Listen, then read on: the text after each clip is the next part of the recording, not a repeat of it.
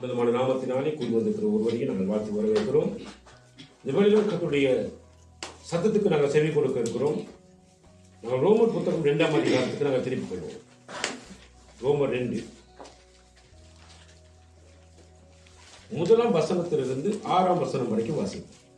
ஆகையால் மற்றவர்களை குற்றவாளியாக தீர்க்கிறவனே, நீ யாரானாலும் சரி, போக்கு சொல்ல உனக்கு இடமில்லை. நீ குற்றமாக தீர்க்கிறவைகள் எவைகளோ அவைகளை நீயே செய்கிறபடியால் நீ மற்றவர்களை குறித்து சொல்லுகிற தீர்ப்பினாலே உன்னைத்தானே குற்றவாளியாக தீர்க்கிறாய். இப்படிப்பட்டவைகளை செய்கிறவர்களுக்கு தேவனுடைய நியாய தீர்ப்பு சத்தியத்தின்படியே இருக்கிறது என்று அறிந்திருக்கிறோம்.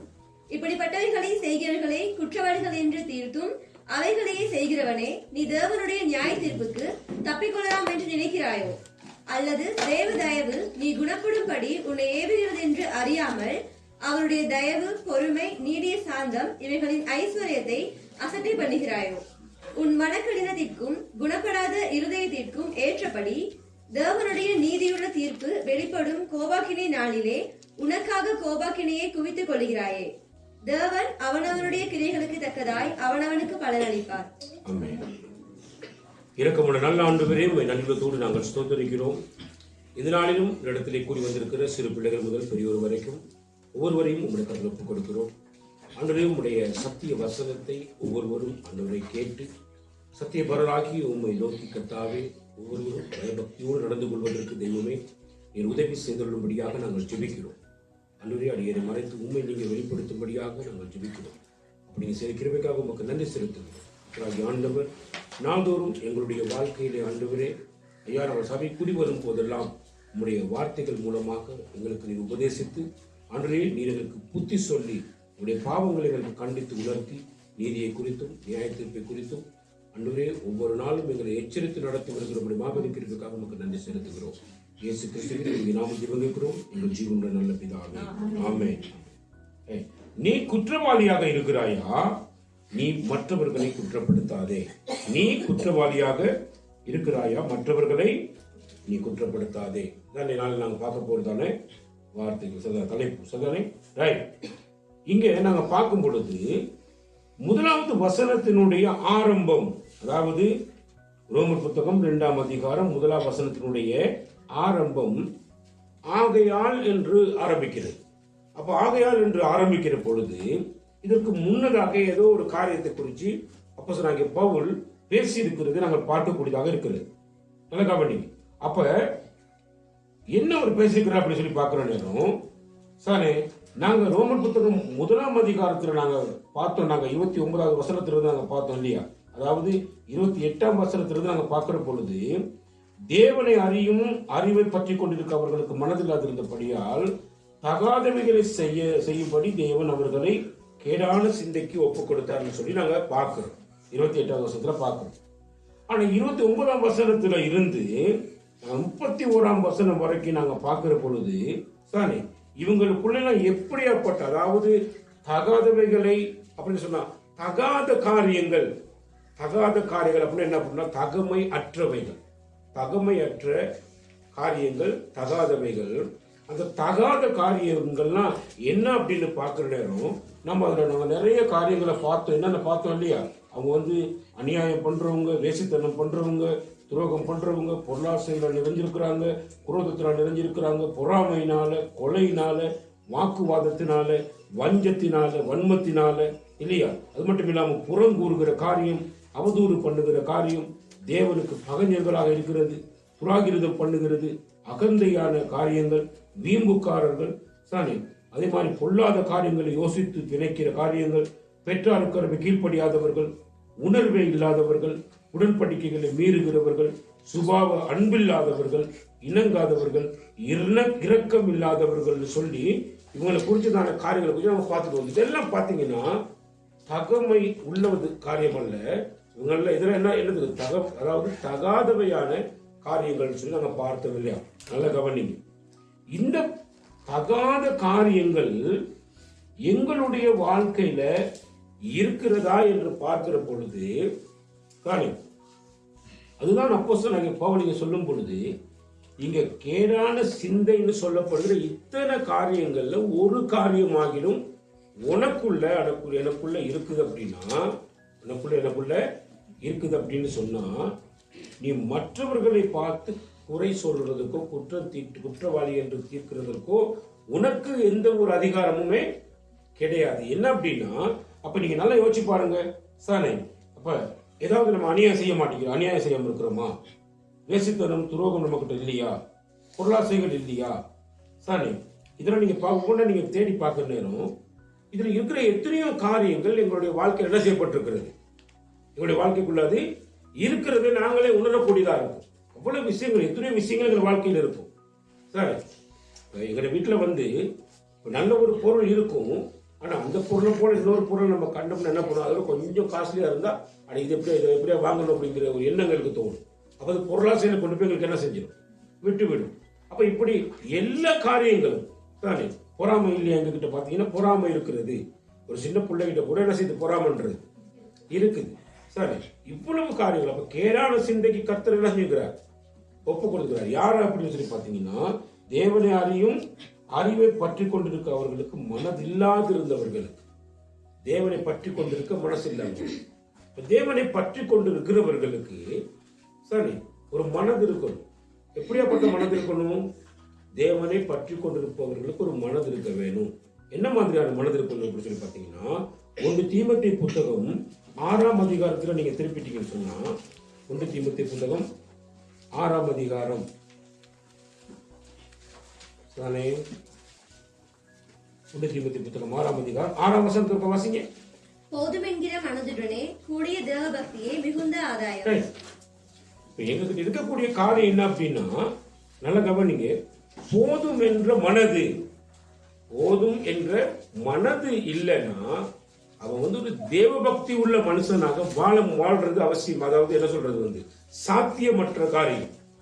போதும் என்ற மனசு இருக்கணும். என்ன போதும் என்ற மனசு இருக்கணும்? சரி, மத்தேயு புத்தகம் 6ஆம் அதிகாரத்துல ஆண்டவராக இயேசு கிறிஸ்து பேசியிருக்கிற வார்த்தைகளை நம்ம அநேகமா படிச்சிருக்கிறோம். சரி, அப்ப மத்தேயு புத்தகம் 6ஆம் அதிகாரத்துக்கு நீங்க திருப்பலாம். மத்தேயு புத்தகம் 6ஆம் அதிகாரம் 25ஆம் வசனத்திலிருந்து வாசிங்க. ஆகையால் எண்ணத்தை உண்போம் எண்ணத்தை குடிப்போம் என்று உங்கள் ஜீவனுக்காகவும் எண்ணத்தை உடுப்போம் என்று உங்க சரீரத்துக்காகவும் கவலைப்படாதீர்கள் என்று ஆண்டவர் என்ன சொல்றார் அப்படின்னு சொல்லி பாத்தீங்கன்னு சொன்னா, சரி, இந்த கவலைப்படுகிறதான காரியம், கவலை வந்து எங்க வாழ்க்கையில இருக்கு அப்படின்னாலே சரி, நாம தேவ பக்தி அற்றவர்களாக தான் இருக்கிறோம் அப்படின்றது என்ன செய்யுது, வெளிப்படுது. கவலை இருந்தாலே நாம தேவன் மேல பக்தி இல்லை. நல்ல கவனிங்க. ஒரு புருஷனை குறித்து மனைவியுடைய கவலை,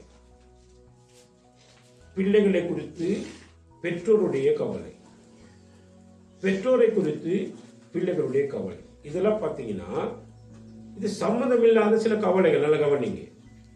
புருஷனானவன் தன் மனைவிக்குரியவைகளை அவன் கட்டாயம் செய்ய வேண்டிய ஒரு நிலைமையில அவன் இருக்கிறான். அப்படி செய்ய தவறுவானா இருந்தா நிச்சயமா அவனுக்கிட்ட அவன் நம்பிக்கைக்குரியவனாக என்ன செய்ய மாட்டான், இருக்க மாட்டான். சரி, அதே மாதிரி பெற்றோர் தங்களுடைய பிள்ளைகளுக்கான காரியங்கள் எல்லாம் அவங்க கட்டாயம் செய்ய வேண்டியவர்கள். அப்படி அவங்க செய்ய தவறும் பட்சத்தில் அவங்க நம்பிக்கைக்குரியவர்கள் அல்ல. சரி, நல்ல கவனி. அதே மாதிரி பிள்ளைகள் பெற்றோருக்கான காரியத்தை செய்ய வேண்டும். பிள்ளைகள் பெற்றோருக்கான காரியங்களை செய்யலைன்னா அவங்க நம்பிக்கைக்குரியவர்களாக இருக்க மாட்டாங்க. அப்ப இந்த உலகத்தில் இருக்கிற எல்லாமே நம்பிக்கைக்குரியவர்களாக இருந்தாலும் ஆண்டவர் சொல்ற ஒரே ஒரு காரியம் என்ன அப்படின்னு பாத்தீங்கன்னா, கர்த்தர் நம்பிக்கைக்கு உரியவர். அவர் எப்பொழுதுமே நம்பிக்கைக்கு பாத்திரராக இருக்கிறார். அவர் எப்பொழுதுமே ஒரு காரியத்தை சொல்லுவாராக இருந்தா அதை செய்ய தவறுவதே இல்லை, ஒருபோதும் தவற மாட்டார். அப்பதான் அவர் சொல்றாரு வந்து நீங்க கவலைப்படாதீங்க. எதுக்காக கவலைப்பட வேணாம்னு சொல்றாரு வந்து, முதலாவது எதுக்காக கவலைப்பட வேணாமா? எண்ணத்தை உண்போம். என்னத்தை சாப்பிடுறோம், நாளைக்கு என்ன சாப்பிட போறோம், அடுத்த வேலை நம்ம என்ன சாப்பிட போறோம்னு சொல்லி நீ சாப்பாட்டை குறித்து என்ன செய்யாத, நீ கவலைப்படாத. சரி, அடுத்து எண்ணத்தை குடிப்போம்னு சொல்லி என்ன செய்யாத, நீ கவலைப்படாத. சரி, அப்ப இது எதுக்காக நம்ம இதுல நம்ம சாப்பிடுறது குடிக்க விரும்புறோம் அப்படின்னு சொல்லி பாத்தீங்கன்னு சொன்னா, ஆக எண்ணத்தை உண்போம் எண்ணத்தை குடிப்போம் என்று உங்கள் ஜீவனுக்காகவும் எண்ணத்தை உடுப்போம் என்று உங்கள் சரீரத்துக்காக. அடுத்து உடுப்பை குறிச்சு என்னத்துல உடுத்துறது, மான மரியாதை காப்பாத்திக்கிறதுக்கு அப்படின்னு சொல்லி சாமி எங்களுடைய மான மரியாதைக்காக உடுப்பை பத்தி யோசிச்சுட்டு உட்கார்ந்துருக்கோம். இதுல எல்லாம் எங்களுக்கு கவலைகள் என்ன செஞ்சுட்டு இருக்கும். அப்ப இந்த கவலைகள் எல்லாம் ஆண்டு சொல்ல வந்து இந்த கவலைப்படாதீங்க. ஏன் வாசிங்க, ஏன் கவலைப்படாதீர்கள் என்று உங்களுக்கு சொல்லுகிறேன் அப்படின்னா, இந்த இடத்துல கூடி வந்திருக்கிற நாம எல்லாருடைய இருதயங்களையும் கர்த்தர் பார்த்து சொல்றாரு அப்படின்னா, உங்களுக்கு தான் சொல்றேன், நீங்க என்ன செய்யாதீங்க, கவலைப்படாதீங்க. நாளைக்கு என்னத்தை குடிக்க போறோம், நாளைக்கு என்னத்தை சாப்பிட போறோம், நாளைக்கு என்னத்தை உடுத்த போறோம்ன்ற கவலை உங்களுக்கு என்ன செய்யக்கூடாது, ஒரு நாள் இருக்கக்கூடாதுன்னு இங்க இருக்கிற எங்களை பார்த்து கடவுள் பேசுறாரு. சரி, அட சொல்லுங்க. ஆகாரத்தை பார்க்கிலும் ஜீவனும் உடையை பார்க்கிலும் சரீரமும் விசேஷித்தவைகள் அல்லவா. உடையை பார்க்கிலும் சரீரமும் விசேஷித்தவைகள் அல்லவான்னு கேட்கிறேன். அப்ப நல்ல கவனிங்க, சாப்பிட்டாதான் ஜீவன் அப்படின்றதையும் உடுத்தினாதான் சரீரம் என்பதையும் சரிதானே நாம நினைவை கொண்டு வாழக்கூடிய ஜனங்களா இருப்போம், மனுஷர்களுக்குள்ள இருக்கக்கூடிய காரியம்.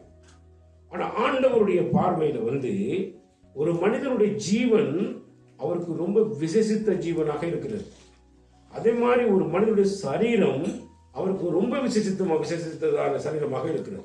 ஏன்னா ஆதியாகமத்தை நம்ம பார்க்கும் பொழுது மனுஷனை அவர் உண்டாக்குற நேரம் நிர்வாணிகளாக தான் என்ன பண்ணி வச்சிருந்தார், வந்து அவர் உண்டாக்கி இருந்தார், அவர் நிர்வாணமாக தான் இருந்தார்கள்.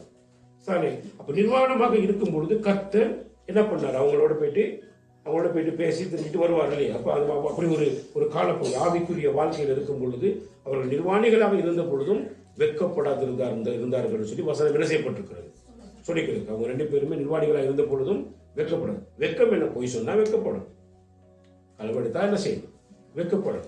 ஏதாவது கள்ள வேலைகள் ஏதாவது பண்ணிட்டா நம்ம என்ன சரி, ஒரு யாருக்கும் பிடிக்காத சில விஷயங்களை பண்ணிட்டா சாணி, இந்த ஒருவேளை நம்முடைய ஒரு கணவன் மனைவிக்கு எதிரான ஒரு விபச்சாரத்தில் ஈடுபட்டாலோ, ஒரு மனைவி தன்னுடைய கணவனுக்கு எதிராக தெரியாமல் விபச்சாரம் ஈடுபட்டாலோ வெட்கம்னு ஒண்ணு வரலாம்.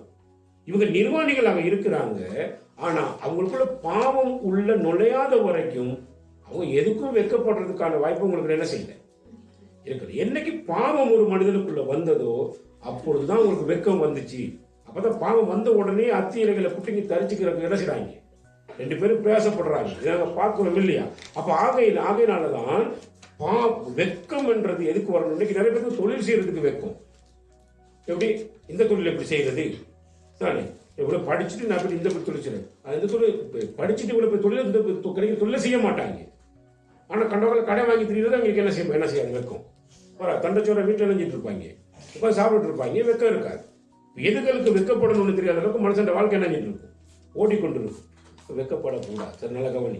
இப்ப ஆண்டவர் என்ன சொல்றாருன்னா, அவருடைய பார்வையில் இந்த ஆதாமி ஏவாளும் ஆவிக்குரிய வாழ்க்கையில பாவம் இல்லாம அவங்க விசேஷித்தவர்களாக தான் என்ன செய்யப்பட்டிருந்தாங்க, படைக்கப்பட்டிருந்தாங்க. சரி, ஆனா மாற்றம் வந்த உடனே அவங்களோட வாழ்க்கையில் ஒரு மிகப்பெரிய போராட்டம் என்ன இருந்துச்சு, வந்து விட்டது. சரி, அதுக்கு பிறகுதான் ஆண்டர் பண்றாரு. ஆண்டர் என்ன சொல்றாரு பார்த்தீங்கன்னா, இப்ப 26வது வசனத்தை வாசிங்க. ஆகாயத்து பட்சிகள் அப்படின்னா, ஆகாயத்து பட்சிகள் என்ன இருக்கு, பட்சிகள்னா அதுக்கு இன்னொரு பேர் என்ன, பறவைகளை கவனிச்சு பாருங்க. சாணி, அந்த பறவைகள் வந்து ஒவ்வொரு நாளும் சாணி அது என்ன பண்ணுது, அது விதைச்சது கிடையாது, அது விதைச்சது அறுவடை செஞ்சது கிடையாது, அப்புறம் அறுவடை செஞ்சதை கொண்டு போயிட்டு களஞ்சியத்துல சேர்த்து வச்சது கிடையாது. ஆனா அவைகளையும் உங்கள் பரமபிதா விலை கூட்டுகிறார், அவைகளை பார்க்கிலும் நீங்கள் விசேஷித்தவர்கள் அல்லவா. ஏன் விசேஷித்தவர்கள் சொன்னா, நாங்க கர்த்தருடைய சாயலாக படைக்கப்பட்டவர்கள். அப்ப நாங்க விசேஷித்தவர்களா இல்லையா, கர்த்தருடைய சாயலாக படைக்கப்பட்ட விசேஷித்தவர்கள் இல்லையா, எவ்வளவு விசேஷித்த ஜனங்கள் இல்லையா நம்ம வந்து. அப்ப நிறைய பேர் சொல்லிட்டு இருப்பாங்க, பறவைகளை பார்க்க சொல்லிக்கிறாரு, அப்ப அது எந்த ஒரு வேலையும் செய்யல. அப்ப நம்மளும் வேலை செய்யாம பைபிளை தூக்கிக்கிட்டு சேர்ச்சுக்கும் வீட்டுக்குமா இருந்தோம்னு சொன்னா நம்ம என்ன செஞ்சிடலாம், நல்ல முறையில் சாப்பிட்டுட்டு இருக்கலாம். ஏன்னா நம்மளா விசேஷித்தவர்கள் சொல்லிக்கிறாங்க சொல்லி சில பேர் தவறான கருத்துக்களை பரப்பி பிரசங்கிக்கிறவர்கள்லாம் இருக்கிறாங்க உலகத்தில். அதெல்லாம் கிடையாது. நல்லா கவனிங்க. நீங்க நாங்கள்லாம் எழும்புறதுக்கு முன்னாடி கிட்டத்தட்ட 3 மணிலிருந்தே பறவைகளுடைய இரைச்சல் சத்தங்கள் கேட்க ஆரம்பிச்சிடும். பறவைகள் நம்ம எல்லாருக்கும் முன்னால் அது எழுந்து என்ன செஞ்சிடும் அப்படின்னு சொல்லி பார்த்தீங்கன்னு சொன்னா, சாரி அது தனக்கு உண்டான அந்த அந்த தேவைகளை, தனக்கு தேவையான ஒவ்வொரு ஆகாரத்தையும் தினசரி அப்படின்னா அது தான் தேடி போய் அது போராடி சாரி எப்படியாப்பட்ட போராட்டம் இருக்கோ அத்தனை போராட்டங்களை கடந்து போய் அது தனக்கு உண்டான ஆகாரத்தை என்ன செஞ்சிடும். அது அப்ப தனக்குண்டான ஆகாரம், இப்ப தனக்குண்டான ஆகாரம் அன்றைய நாள் அதுக்கு இருக்குது, ஆயத்தமா இருக்குது. அது கூட்டுக்குள்ளே இருந்து அதுக்கு ஒரு நாள் அது என்ன செய்ய போறது இல்லை, அதுக்கு கிடைக்க போறது கிடையாது. சரி, அது அந்த கூட்டை விட்டு மரத்துல வந்து உட்கார்ந்துட்டா அது கிடைக்க போறது இல்லை. அது தன்னுடைய ஆகாரத்தை அது தேட வேண்டும். அது தேடினால்தான் அதுக்கு கிடைக்க வேண்டிய ஆகாரத்தை அதுக்கு என்ன செய்ய முடியும், பெற்றுக்கொள்ள முடியும். அப்ப இதுல இருந்து என்ன விளங்குது அப்படின்னா, விசேஷத்துள்ளாக நாங்க இருப்போம். ஆனா என்ன சொல்லப்பட்டிருக்குன்னா, படைக்கப்பட்ட முதல் மனுஷனுக்கு ஆண்டவர் வேலையை கொடுத்திருந்தார். என்ன வேலை கொடுத்திருந்தார்? நீ தோட்டத்தை பண்படுத்தவும் அதை காக்கவும் வேண்டும் என்று சொல்லி பொறுப்பு கொடுத்திருந்தார், வேலை கொடுத்திருந்தார். அப்ப வேலை முதல் மனிதனுக்கு வேலை செய்ய நினைஞ்சாரு, அவனுக்கு வேலையை கொடுத்திருந்தார். அப்ப வேலை செய்யாம என்ன செய்யக்கூடாது, ஒருத்தன் என்ன செய்யக்கூடாது, ஒருத்தன் 1 தெசலோனிக்கேயர் புத்தகம் 1 தெசலோனிக்கேயர் புத்தகம் 2 தெசலோனிக்கேயர் புத்தகம் 2 தெசலோனிக்கேயர் எடுத்துட்டீங்களா? 10ஆம் வசனத்தை வாசிங்க. ஒருவன் வேலை செய்ய மனதில்லாதிருந்தால் அவன் சாப்பிடவும் கூடாது என்று நாங்கள் உங்களிடத்தில் இருந்த போது உங்களுக்கு கட்டளையிட்டோமே. ஒருவன் வேலை செய்ய மனதில்லாதிருந்தால், மனதில்லாதிருந்தான்னு சொன்னா நல்லா கவனிங்க, அவன் நிச்சயமா என்ன செய்யக்கூடாது. எதுக்கு மனதில்லாம இருந்தா? வேலை செய்ய மனசு இல்லாட்டி சாப்பிடக்கூடாது. அப்படி வேலை செய்யாம ஒருத்தன் ஒரு நேரம் சாப்பாடை சாப்பிட்டாலும் நல்லா கவனி, ஒரு நேரம் அவன் வேலைக்கு போகாம இருந்துட்டு ஒரு நாள் வேலைக்கு போகும்போது ஒரு நேரம் சாப்பாடை சாப்பிட்டாலும் அந்த சாப்பாடு சரிதானே அவனுடைய கட்டளையை அவன் மீறினது நிமித்தமாக அது அவனுக்கு சாபமாக மாற்றப்படும். நீ நல்லா புரிஞ்சு கொள்ள வேணும். அப்ப நீ ஒரு நாள் வேலைக்கு போகாம இருந்துட்டு ஒரு நேரம் சாப்பாடை சாப்பிட்டீங்கன்னா ஒரு நேரம் சாப்பாட்டுக்கு நீ 10 நேரம் சாப்பாட்டுக்கு கணக்கு கொடுக்க வேண்டி வந்துடும். அப்ப 10 நேரம் சாப்பாடு உனக்கு என்ன செஞ்சு போயிடும். நீ வேலை செய்யாம உட்காந்துன்னா 10 நாளைக்கு 10 நேரம் சாப்பாடு இல்லாம சில என்ன செய்ய வேண்டி வரும். நீ பட்டினி இருக்க வேண்டிய சூழ்நிலை உனக்கு என்ன செஞ்சிடும், ஏற்பட்டு போயிடும். இதுல எல்லாம் ரொம்ப யோசிச்சு பாருங்க. ஆண்டவர் எவ்வளவு அவருடைய நீதியில ஒரு பிரியமுள்ள தேவனாக இருக்கிறார். அவர் அநீதி செய்கிற தேவனும் இல்லை, அநீதிக்கு பணிதியில் அவரை பிரியப்படுகிற தேவனும் இல்லை. அவர் யாரும் வேலை செய்யாம இருந்து சாப்பிட முடியாது. கட்டாயம் அவங்க என்ன செஞ்சாகணும், வேலை செய்ய வேணும். வேலை செய்தான் அவங்க சாப்பிட வேணும். அப்ப அதனால இந்த பறவைகளை பத்தி பார்த்து சொன்னோன்னே நிறைய பேர் என்ன பண்றாங்கன்னா அது தவறான முறையில பிரசங்கிச்சுட்டு நிறைய பேர் ஊழியக்காரன் ஊழிய செய்யறவங்க வேலை செய்யற அவசியம் இல்லை. அவர் பைபிள் தூக்கிட்டு ஒரு ஊரா தேடி தெரிஞ்சுக்கிட்டு இருந்தா போதுங்கிற மாதிரி செஞ்சுட்டு இருக்கோம். இல்லை, கட்டாயம் நம்முடைய வேலைகள் நம்ம என்ன செஞ்சாகணும். சுவிசேஷத்தினால உனக்கு பிழைப்பு உண்டாயிருக்குன்னு சொல்றேன். சுவிசேஷம் சொல்லாம சும்மா பைபிள் தூக்கி சுத்தக்கூடாது. சுவிசேஷம் கட்டாயம் நீ என்ன செய்யணும் போயிட்டு எல்லாத்துக்கும் நீ சுவிசேஷம் சொல்ல வேணும். சுவிசேஷம் சொல்றது உனக்கு கொடுக்கப்பட்ட வேலை. அந்த வேலைக்குரிய கூடிய நீ கத்திரத்துல இருந்து என்ன செய்ய பெற்றுக்கொள்ளுவேன். நல்ல கவனிங்க. அடுத்து பாத்தீங்கன்னா சரிதானே, கவலைப்படுகிறதுனாலே உங்களில் எவன் தன் சரீர அளவோடு ஒரு முளத்தை கூட்டுவான்.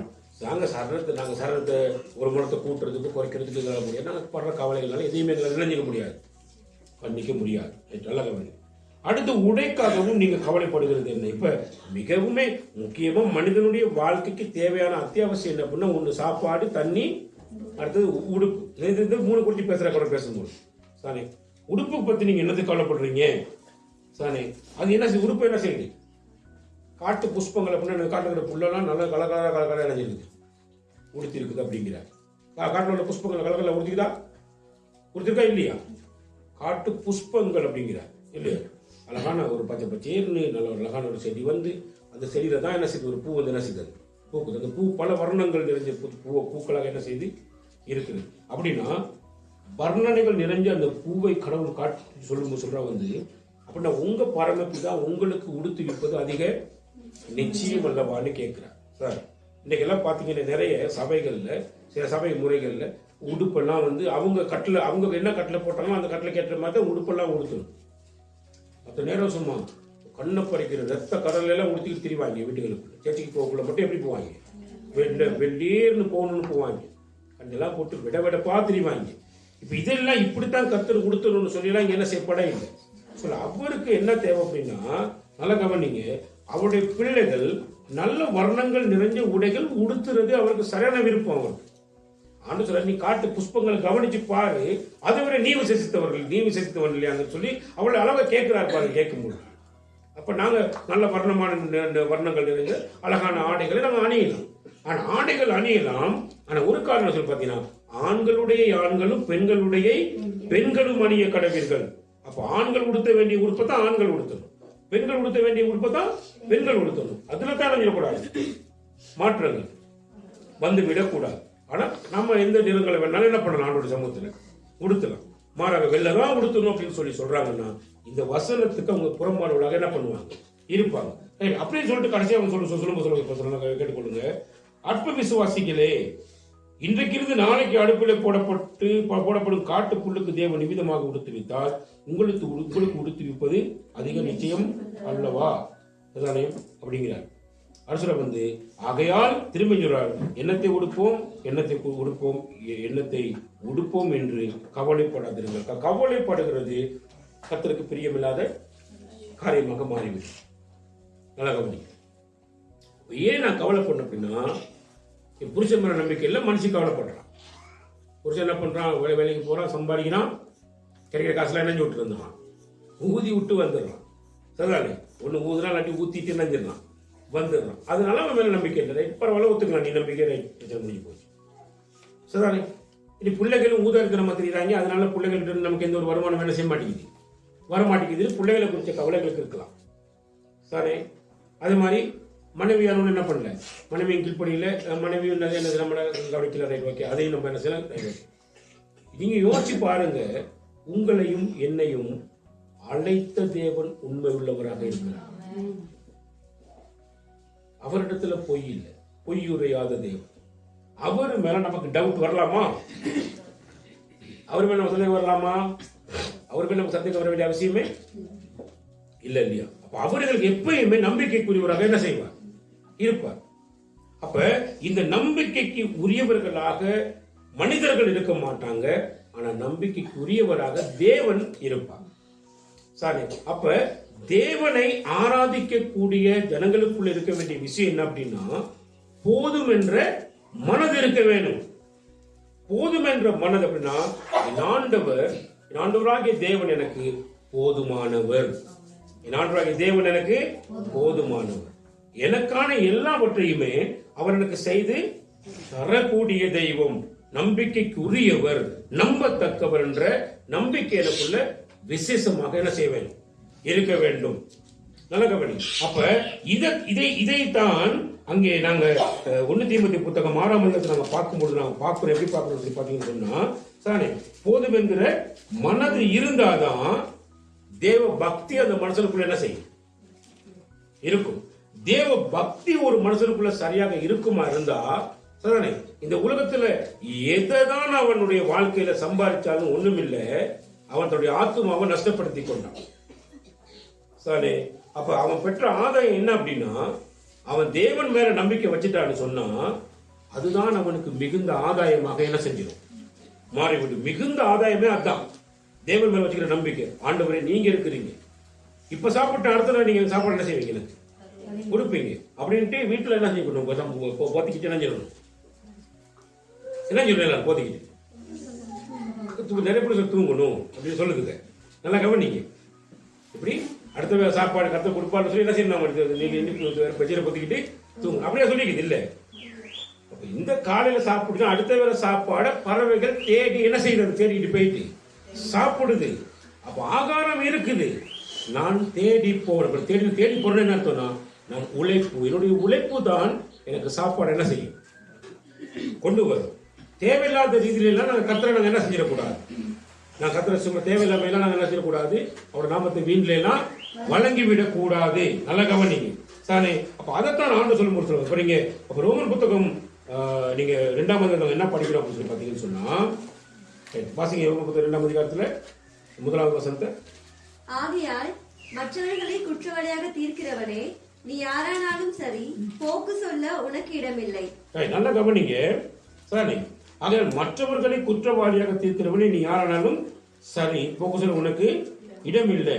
அப்ப இதுக்கு என்ன காரணத்தை இங்க கொண்டு வர பாத்தீங்கன்னு சொன்னா, உனக்குள்ள இங்க இருக்கக்கூடிய எல்லா விதமான காரியங்கள்ல ஒரு காரியம் உனக்குள்ள இருந்தாலும் நிச்சயமா நீ யாரா இருக்கிறன்னு சொன்னா நீனே குற்றவாளியாக தான் நினைச்சிட்டு இருக்கிற. நீ குற்றவாளியாக இருக்கிற. அதனால நீ வேற யாரையும் நீ பார்த்து குற்றத்தை அவங்க கிட்ட இப்படி எல்லாம் பண்ற அப்படிலாம் பண்றது குற்றச்சாட்டுற நேரத்துக்கு வேலைக்கு நீ என்ன செஞ்சிடாத, நீ போய் விடாத. அதுக்கு என்ன காரணம் அப்படின்னு சொல்லி பாத்தீங்கன்னு சொன்னா நல்லா கவனிங்க சானே. நீ மற்றவர்களை குறித்து சொல்லுகிற தீர்ப்பினாலே உன்னை தானே குற்றவாளியாக தீர்க்க. நீ எதை தீர்க்க முன்னுக்கு முயற்சி செய்யலையோ அது உனக்கிட்ட இருக்குது.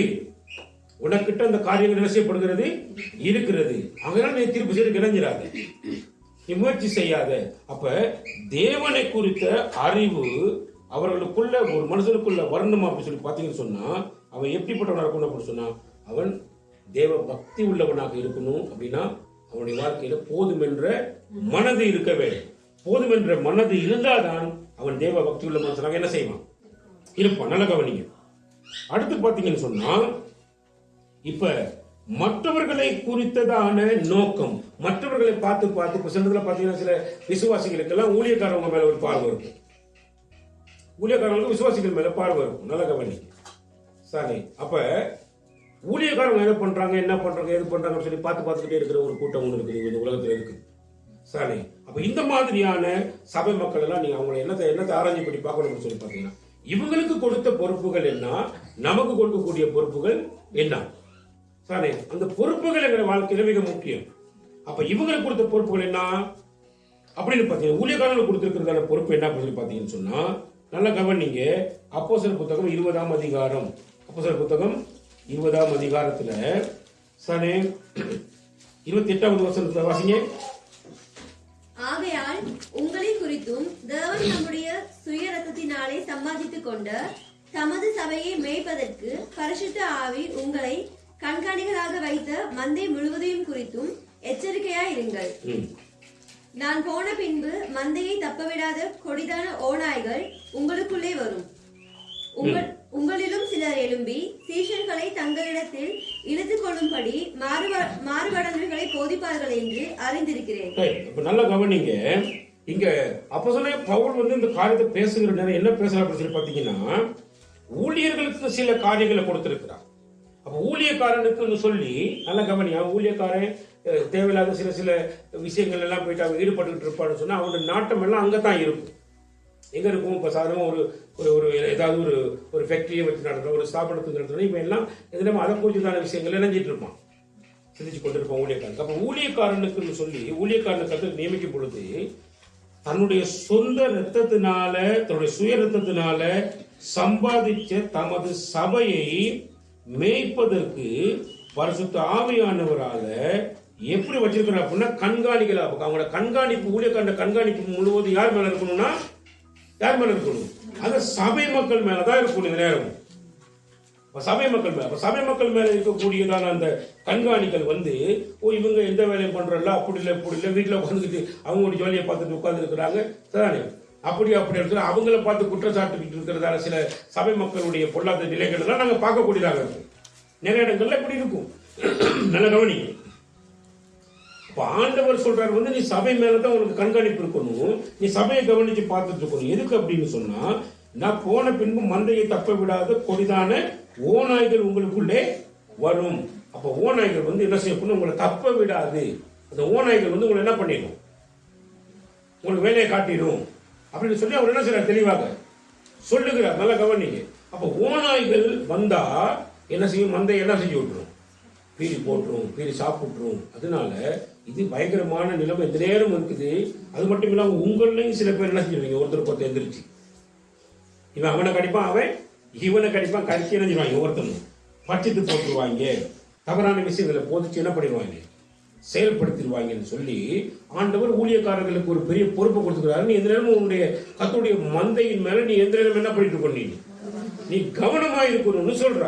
அப்ப கவனமா இருக்கணும்னு சொன்னா அவன் அதை பண்ணிட்டு உட்காந்துருக்கானா? ஆனா அவனையும் இவன் என்ன பண்ணிட்டு இருப்பான்? உட்காந்து சில பேர் அவனையும் குற்றவாளிகளாக தீர்த்து கொண்டிருப்பான். நல்ல கவனி. அப்ப அப்படிப்பட்டதான அந்த பொறுப்புல ஈடுபடுகிறவர்களுக்கு பைபிள் என்ன சொல்லப்பட்டிருக்கிறது? கலாத்தியர் புத்தகம் 6ஆம் அதிகாரம்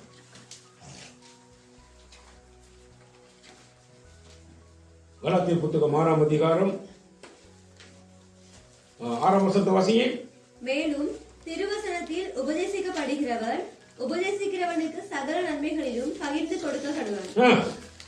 இப்ப நம்மளெல்லாம் கூப்பிட்டு உட்கார வச்சு போதிக்கிறாரு, ஊழியக்காரர் போதிக்கிறாரு, போதிச்சவங்க என்ன செய்யிட்டு இருக்கிறார், எங்களை நடத்திக்கிட்டு இருக்காரு. அப்படின்னா அப்ப எங்களுக்கு என்ன செய்யணும், என்ன செய்யணும்? நம்ம உபதேசிக்கப்படுகிறோம், உபதேசிக்கிறவன் ஒருத்தர் இருக்கிறான். உபதேசிக்கிறவனுக்கு நீங்க என்ன பண்ணணும்? சகல நன்மைகளிலும் பகிர்ந்து கொடுக்க வேண்டிய பொறுப்பு யாருக்குன்னா விசுவாசிகளுக்கு இருக்கு. யாருக்கு இருக்கு? அப்ப ஊழியக்காரனுக்கு ஒரு பொறுப்பு இருக்கு. என்ன பொறுப்பு? அவன் உபதேசம் பண்ணணும். உபதேசிக்கப்படுகிறவனுக்கு என்ன பொறுப்பு? சகல நன்மைகளிலும் அவர்களுக்கு என்ன பண்ணணும்? பகிர்ந்து கொடுக்க வேண்டும். இது சபையில சரியா இருந்தா நம்ம குற்றத்தை தீட்டுவோமா? யார் மேலே குற்றம் தீட்டுவோமா? குற்ற சுமத்தை ட்ரை பண்ணுவோமா? இல்ல, நல்லா யோசிச்சு பாருங்களேன். இதுகள் நம்ம செய்ய மாட்டோம் இல்லையா? அப்ப உபதேசிக்கிறவனுக்கு சகல நன்மைகளில் பகிர்ந்து கொடுக்க வேண்டும். ஒண்ணுமே கொடுக்கல அப்படின்னா அப்ப என்ன நடக்குது? பிடிக்க வச்சிருக்க ஆடெல்லாம் என்ன மாதிரி ஆடா இருக்குது? என்ன மாதிரி ஆடு? மலட்டு ஆடுகள், குடி போட மாட்டேங்குது, பால் கறக்க மாட்டேங்குது அப்படின்னு சொன்னா அப்ப ஊழியக்காரன் பிச்சை எடுத்துட்டு இருப்பானா? ஊழியக்காரனுடைய சாப்பாடுக்கு என்ன செய்யணும்? ஆண்டவர் பல வழிகளை தெரிஞ்சு அவனை என்ன பண்ணணும்? அவர் போஷிக்க வேணும். அவர் நியமிச்சிருக்கிற வேலையை அவருக்கு கட்டாயம் செய்யணும். ஏன்னா நம்பிக்கைக்கு உரியவர் அவர். அவரை நம்பி வேலை செய்யக்கூடிய எங்களுடைய வாழ்க்கையில கர்த்தர் எங்களை பட்டினி இணைஞ்சிட மாட்டார், போட்டு விட மாட்டார். சரி, ஒருவேளை ஆடு வறண்டு போன ஆடாக மலட்டு ஆடுகளாக இருந்தாலும் சரிதானே, அதுல ஒண்ணுமே கிடைக்கலனாலும் கர்த்தர் இவன் செஞ்சுக்கிட்டு இருக்க வேலைக்குரிய சம்பளத்தை அவர் என்ன பண்ணி ஆகணும்? அவர் கொடுத்தாகும். இதெல்லாம் கர்த்தர் செய்வார். அவர் வாழ்க்கை என்ன செய்வார்? செய்வார். நல்லா கவனிங்க. இதைத்தான் கர்த்தர் சொல்ல நீ மற்றவர்களை பார்த்து குற்றவாளியாக என்ன செய்ய போவாரு? தீக்க. உனக்கிட்ட இருக்கிற குறைகளை நீ கண்டுபிடி.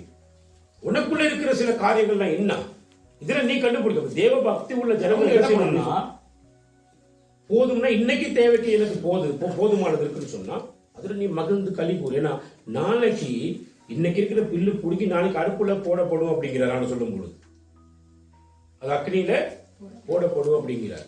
சொன்ன நாளைக்கு நாள் கர்த்தர் எனக்கு அனுமதித்தால் அன்று எனக்கு நாளைக்கு நாள் என்ன செய்ய போறது இல்லை, எனக்கு கிடைக்க போறது கிடையாது. சரி, அப்ப இன்றைக்கு நான் சேர்த்து வச்சுட்டு அந்த வசனங்கள் அதை வச்சிருக்கீங்க, பார்த்துருக்கீங்களா? நீங்க ஒருத்தர் பெரிய கபடா காமராவை கட்டி தானே தனக்கு தேவையான பெரிய பெரிய தானியங்கள் எல்லாம் கொண்டுட்டு போயிட்டு என்ன செய்யறாரு? கொண்டு போயிட்டாங்க வச்சு அவர் ஃபுல்லா சேர்த்து வைக்கிறார். அப்படி சேர்த்து வச்சுட்டு அவர் என்ன பண்றார்? தன் ஆத்மாவை குறித்து பேசிட்டு இருக்கிறார். ஆத்மாவை நீ எதுக்கு தரமாடுற, நீ ஏன் கலங்குற? சரி, உனக்கு தேவையான எல்லா ஆகாரமும் இப்ப என்ன செய்யப்பட்டிருக்கு, உனக்காக சேர்த்து வைக்கப்பட்டிருக்கிறது சொல்லி தன்னோட ஆத்மாவோட அவர் பேசிக்கிட்டு உட்கார்ந்து இருப்பார். நல்ல கவனி. அப்ப பேசிட்டு இருக்கிற நேரம் ஆண்டவர் என்ன சொல்றாரு அவனை பார்த்து, சரி மதிகேடனே, இன்றைக்கு இரவு உன்னுடைய ஆத்மா உன்னிலிருந்து என்ன செய்யப்பட போகுது? எடுத்துக்கொள்ளப்பட போகிறது. அப்ப எடுத்துக்கொள்ளப்படுகிற போது நீ இதெல்லாம் எல்லாத்துக்கும் சம்பாதிச்சு வச்சிருக்கன்னு சொல்லி என்ன செய்வான் ஆண்டவர் பார்த்து அவங்கிட்ட கேள்வி எழுப்புவா. அப்ப இன்னும் நல்லா கவனிங்க.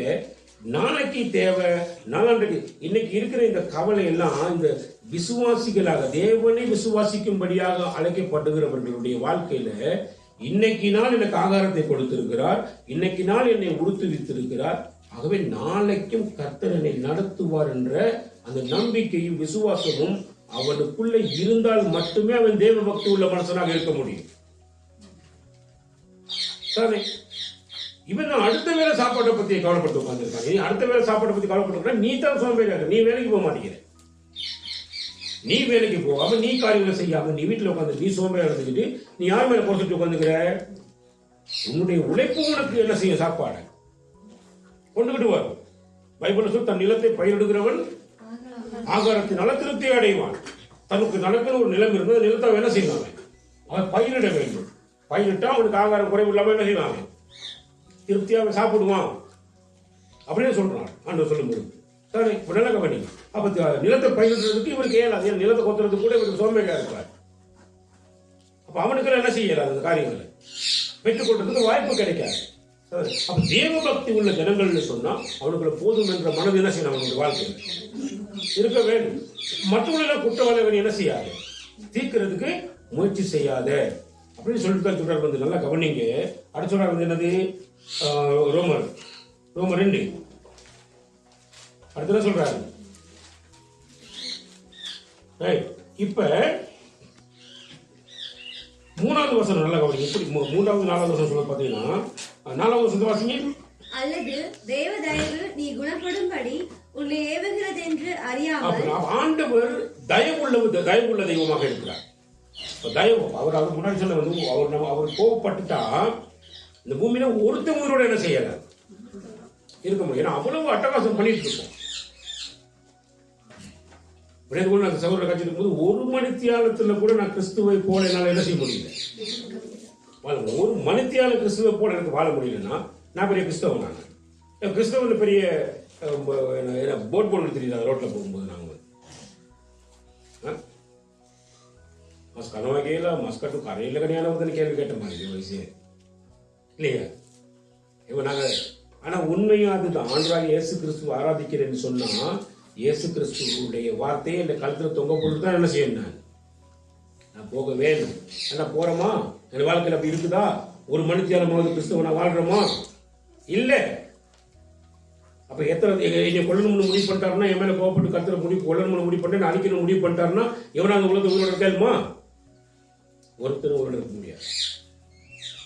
அப்ப ஆண்டவர் இடத்துல என்ன இருக்குன்னா தயவு இருக்குது. என்ன தயவு? நான் குணப்பட வேண்டும் என்ற தயவு. என்ன தயவு? நான் எப்படி குணப்படுறது? சரி பாருங்க அவனுடைய அதாவது நீ தேவ தயவு நீ குணப்படும்படி உன்னை ஏவுகிறது என்று அறியாமல் அவருடைய தயவு பொறுமைய நீடிய சாந்தத்தை சரி இவைகளின் ஐஸ்வர்யத்தை அசட்டை பண்றாயான்னு கேள்வி கேட்கிறார். அப்ப அவர் தயவுள்ளவராக இருக்கிறார், பொறுமையுள்ளவராக இருக்கிறார், நீடிய சாந்தம் உள்ளவராக. நீடிய சாந்தம் அவ்வளவுக்கு பொறுமையா இருக்கிறார். நாடா இவ்வளவு அட்டகாசம் பண்றியே யாருடைய நாமத்தை வச்சுக்கிட்டு என்னுடைய நாமத்தை வச்சுக்கிட்டு இப்படி பண்ண பண்ணிட்டு இருக்கிறியே அவ்வளவு பொறுமையாக இருக்கிறார். சாமி அடே குளிக்க வேணாம்னு சொன்னா அதுதான் போயிட்டு என்ன செய்யற குளிச்சுட்டு வார. விபச்சாரம் பண்ணாதன்னு சொன்னா நீ விபச்சாரம் பண்ண உடுப்பே இல்லாம நிர்வாண மார்க்கெட்ல என்ன செஞ்சிட்டு இருக்கிற ஓடிட்டு இருக்கிற. சாமி நான் பண்ணல பாக்குறவங்க அத்தனை பேர் என்னை பார்த்து என்ன செஞ்சிருக்கோம் விபச்சாரம் பண்ணட்டும்னு சொல்லி ஓடுறோம். அவ்வளவு பயங்கரமான காரியங்கள்லாம் பண்ணிட்டு இருக்கிற நேரம் கடவுளுடைய கோபம் எங்க மேல வந்து நிலைமை என்ன கொஞ்சம் வச்சு பாருங்க. ஒரு நீடி அவ்வளவு நீடிய சாந்தமா இருக்கிறாருன்னு சொல்லிட்டு நம்ம நினைச்ச கூட ஆண்டவருங்க நம்மளை கவனிக்க போறார். ஆண்டவர் நம்மளுக்கு கவனிக்க இந்த கேள்வியில நமக்கு என்ன செய்யக்கூடாது ஒரு நாள் இருக்கக்கூடாது. ஏன்னா அவர் வந்து நீடிய சாந்தத்தோடு இருக்கிறார், பொறுமையோடு இருக்கிறார், தயவு பண்ணும் நோக்கத்தோடு கூட இருக்கிறார். அப்ப அதை பார்த்து கேலி பண்ற வேலைகிட்ட வாழ்க்கை என்ன செய்யக்கூடாது இருக்கக்கூடாது.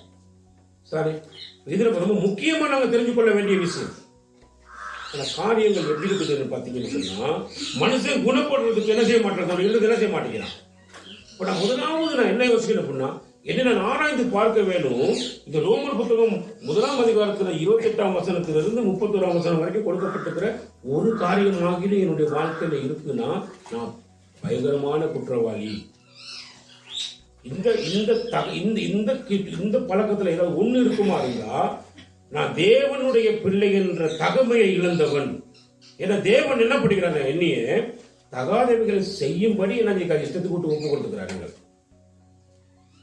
சரியா?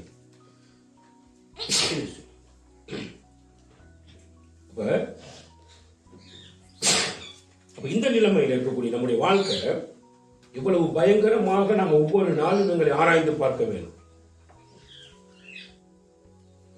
குணப்படும்படி என்ன செய்யலாம் ஏவுகிறார். இப்ப 1 பேதுரு புத்தகத்துக்கு நீங்க எதிர் பண்ணீங்கன்னா எத்தனாவது பேதுரு 1 பேதுரு 2 பேதுரு பார்க்கணும்.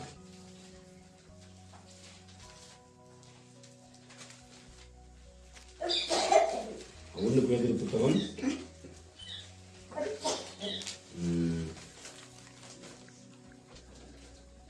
வாசிங்க 2ஆம் அதிகாரம் 24ஆம் வசனத்தை வாசிங்க.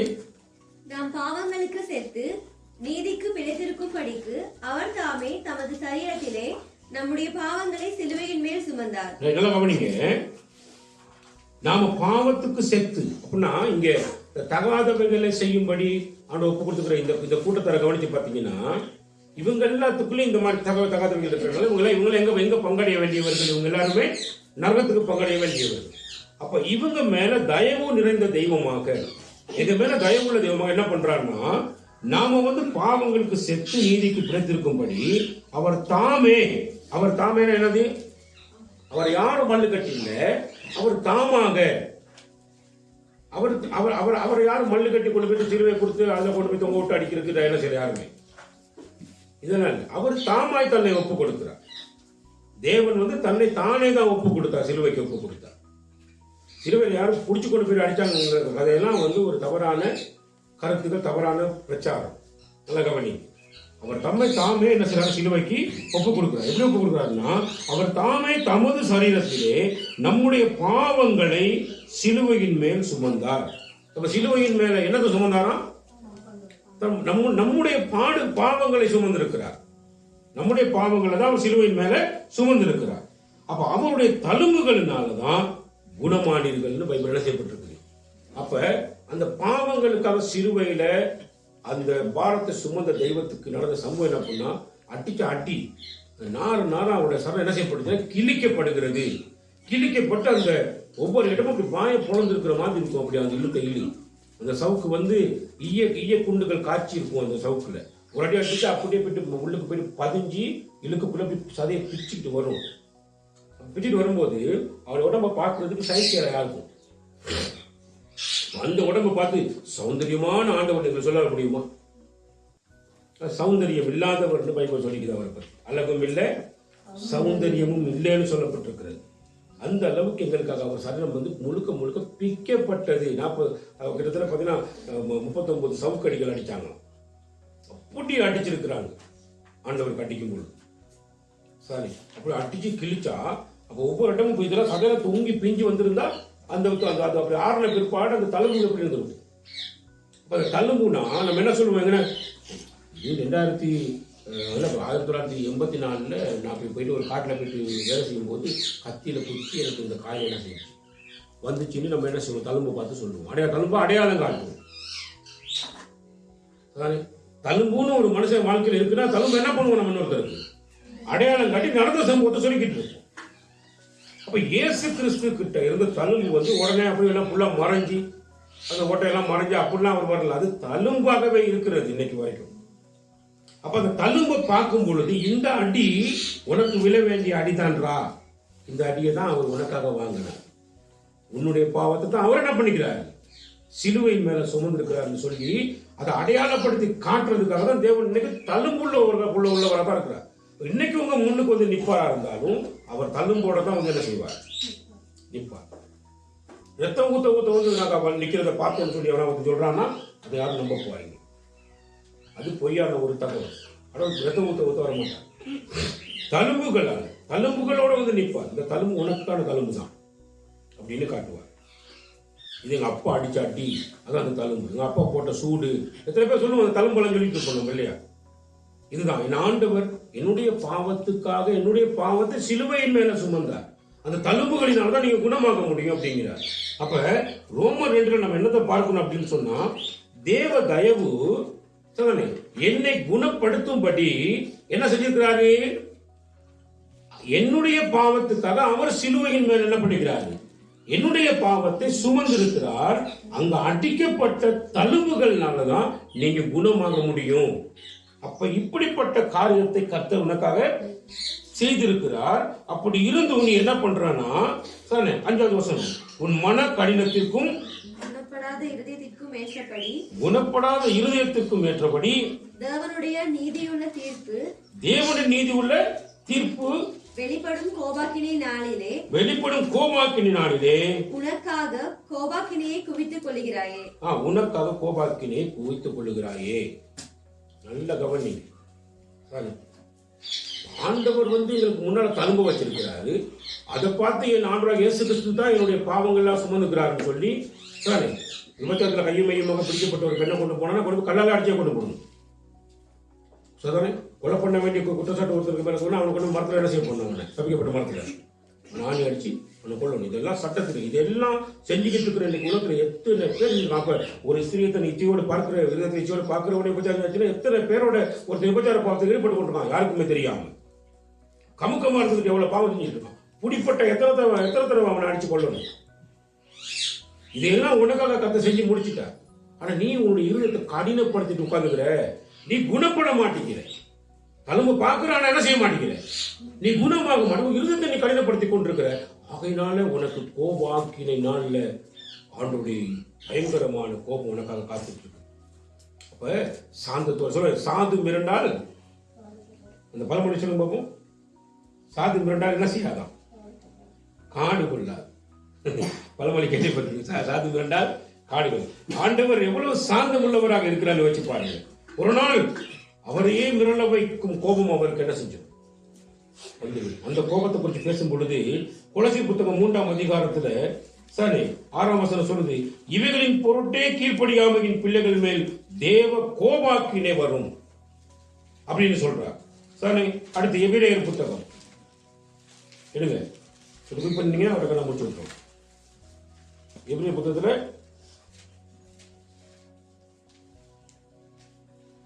31வது வசனம் 10வது அதிகாரம், ஜீவனுள்ள தேவனுடைய கைகளில் விழுகிறது பயங்கரமாக இருக்குமே. சரி, அப்ப ஜீவனுள்ள தேவனுடைய கைகள் என்ன செய்யக்கூடாது, விழுகிறதுக்கு முயற்சி செய்யக்கூடாது. அது ரொம்ப பயங்கரமாக இருக்கும்னு சொல்லிட்டார். வெளிப்படுத்துகிற விசேஷ புத்தகம் 22ஆம் அதிகாரம் 11வது வசனம், அநியாயம் செய்கிறவர் இன்னும் அநியாயம் செய்யட்டும், அசுத்தமாய் இருக்கிறவன் இன்னும் அசுத்தமாய் இருக்கட்டும், நீதி உள்ளவன் இன்னும் நீதி செய்யட்டும், பரிசுத்தம் உள்ளவன் இன்னும் பரிசுத்தமாகட்டும். இதோ சீக்கிரமாய் வருகிறேன். அவன் அவனுடைய கிரியைகளின்படி அவன் அவனுக்கு நான் அளிக்கும் பலன் என்னோட கூட வருகிறது. சொல்றாரு, நான் அல்பாவும் ஒமேகாவுமாய் இருக்கிறேன், ஆதியும் அந்தமுமாய் முந்தினவரும் பிந்தினவருமாய் இருக்கிறேன். அவர்கிட்ட யாரும் ஏமாத்தவர் என்ன பண்ணக்கூடாது, பண்ண போகக்கூடாது. சரி, அப்ப நீ அநியாயம் செஞ்சுக்கிட்டே தான் இருக்கணும்னா நீ அநியாயம் செஞ்சுக்கிட்டே உட்கார்ந்து. சரி, உனக்கு குணப்படும்படி தேவ தயவு உன்னை ஏவுகிறது. அவர் பொறுமை உள்ளவராக இருக்கிறார். சரி, நீடிய சாந்தம் உள்ளவராக இருக்கிறார். நீ அப்பயே நீ என்ன செய்யணும், உன்னுடைய வாழ்க்கையை நீ கர்த்தருக்கு ஒப்புவிச்சு நீ உன்னை குணப்படுத்திக் கொள்ள வேண்டும். எப்படி நீ குணப்படுத்தணும்? உன்னை குணப்பட முடியலன்னா நீ கர்த்தருடைய சிலுவையை நோக்கி கவனிச்சு பார். அந்த சிலுவை மரணத்தை குறித்து பார். அப்போ அந்த தழும்புகள் தான் உன்னை என்ன செய்யும், உன்னை குணப்படுத்தும். அந்த தழும்புகள் ஒவ்வொன்றும் நீ செஞ்சு கொண்டிருக்கிற பாவத்துக்காக உன் நிமித்தம் அவர் தன்னுடைய சரத்தில் என்ன பண்ணிக்கிறார், அந்த அடிகளை வாங்கி இருக்கிறார். அதனாலதான் அந்த தழும்பு உனக்கு கடுகு தெரிகிறது. அந்த தழும்பை பார்த்து நீ உடனே என்ன செய்யும், மனம் திரும்பு. ஒரு இருதயத்தை கடினப்படுத்துறதுக்கு நீ என்ன செய்யாத, முயற்சி செய்யாத. சரி, அப்ப தேவ பக்தி உள்ள ஒரு மனுஷன் வாழ்க்கை எப்படி உள்ள அப்படின்னா, நல்லா கவனிங்க. அவருக்கு முதலாவது போதும் என்ற மனசு இருக்கணும். ரெண்டாவது நீங்க பாத்தீங்கன்னு சொன்னா, சரி, எந்த சூழ்நிலையிலையும் நம்முடைய ஆண்டவராகிய இயேசு கிறிஸ்து நமக்கு போதுமானவர். அவர் நம்முடைய நம்பிக்கைக்கு உரியவராக இருக்கிறார். நம்முடைய தேவைகள் அத்தனையும் கட்டாயமா என்ன பண்ணுவார், நம்மளுக்கு சந்திப்பார். சரி, மூன்றாவது அவருடைய வார்த்தைகளின் படி நாம வேலை செய்ய மனசு காட்டி சாப்பிடக்கூடாதுன்னு சொன்னா நம்ம கட்டாயம் தொழில் செய்ய வேணும். நான் தொழில் இன்னைக்கு செஞ்சுட்டு வந்துட்டேன், நாளைக்கு சாப்பிட்றதுக்கு எனக்கு போதும் நினைச்சிட்டு உட்காந்துருந்தீங்கன்னா நீ உன்னை தேடி இன்னொருத்த வந்து பார்த்தீங்கன்னு சொன்னா நீ எப்படி சாப்பிட கொடுப்ப அப்படின்னா நீ ஒவ்வொரு நாளும் என்ன செய்யணும், நீ தொழில் செய்ய வேணும். நீ தொழில் செஞ்சு சின்ன காரியங்கள்லாம் பண்ணி கடவுளுடைய வசனத்துக்கு நீ உன்னுடைய வாழ்க்கையில் என்ன செய்யணும், ஒப்புவிச்சு நீ என்ன செய்யணும், நடத்த வேண்டும். தேவனுடைய வார்த்தைகளுக்கு நீ என்ன செய்யணும், மூன்றாவது நீ என்ன செய்யணும், அடங்கி நடக்க வேண்டும். சாரி, நல்லா பண்ணீங்க. நான்காவது, நம்மிடத்துல எந்த விதமான குற்றமும் இல்லைன்னா தான் நாம் மற்றவர்களை குற்றவாளியாக என்ன செய்யணும், தீர்க்க வேண்டும். அப்ப நாம் என்னுடைய வாழ்க்கையில பல குற்றங்களை வச்சுக்கிட்டு மற்றவங்களை நான் என்ன செய்யக்கூடாது, குற்றவாளியாக தீர்க்க போகக்கூடாது. சரி, ஐந்தாவது பகுதி, சரி, ஆண்டவராகிய தேவன் என்னை குணப்படுத்தும்படி தான் அவருடைய நீடிய பொறுமையோட நீடிய சாந்தத்தோட தயவுள்ளவராக எதிர்பார்த்து கொண்டே இருக்கிறார். அப்ப நான் என்னை மன கடினப்படுத்தி கொண்டு நான் என்ன செஞ்சிடக்கூடாது, என்னுடைய வாழ்க்கையில நான் என்னை குணப்படாதபடிக்கு நான் வச்சுக்கிட்டு உட்கார்ந்துருப்பேன்னு சொன்னா தேவனுடைய நீதி உள்ள நியாய தீர்ப்பு அது சீக்கிரம் என்ன செய்ய போகிறது, ரொம்ப சீக்கிரத்தில் என்ன பண்ண போறார், வரப்போகிறார். அப்ப ரொம்ப சீக்கிரத்தில் வரப்போறனால நான் எந்த காரியத்துக்கூடாக இருக்கிறேனோ அத்தனை காரியங்களை சரியாக நீதி விசாரித்து நியாய தீர்ப்பு கொடுக்கக்கூடியவர் வந்து இருக்கிறாரு. அவர் வந்தா நம்ம தாங்க மாட்டோம். அப்ப ஆகையினாலதான் கர்த்தர் எங்களுக்கு டைமை கொடுத்திருக்கிறார். உடனடியா மனம் திரும்பி நீ குணப்படுறதுக்கு என்ன செய்யும், நீ வாழ்க்கையை ஓப்பன் வச்சுட்டு செய்யணும். ஆகவே எந்தெந்த ஸ்தானங்கள்ல எந்தெந்த காரியங்களை நீங்க செய்யணும்னு உங்களுக்கு கொடுத்துக்கிறாரோ கட்டாயப்பதை நீங்க செய்யணும். கர்த்தர் எதை செய்யணும்னு சொல்லி அவர் கையில வச்சுக்கிறாரோ அது அவர் கட்டாயம் அதை என்ன செய்வார்.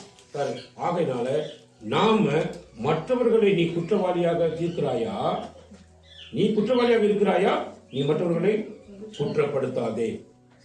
அப்ப இது என்ன விளங்குது அப்படின்னா, நான் எந்த நாளும் எந்த நேரமும் ஒரு மனிதனும் கூட கிறிஸ்துவ போல எனக்கு வாழ முடியலன்னா நான் குற்றவாளியாக தான் என்ன செய்யறேன் இருக்கிறேன். ஆகையினால் நான் யாரையும் குற்றவாளியாக என்ன செய்யக்கூடாது, தீர்க்க போகக்கூடாது. சரி, கர்த்தர் உங்கள் உரையும் ஆசீர்வதிப்பாராக. ஆமென்.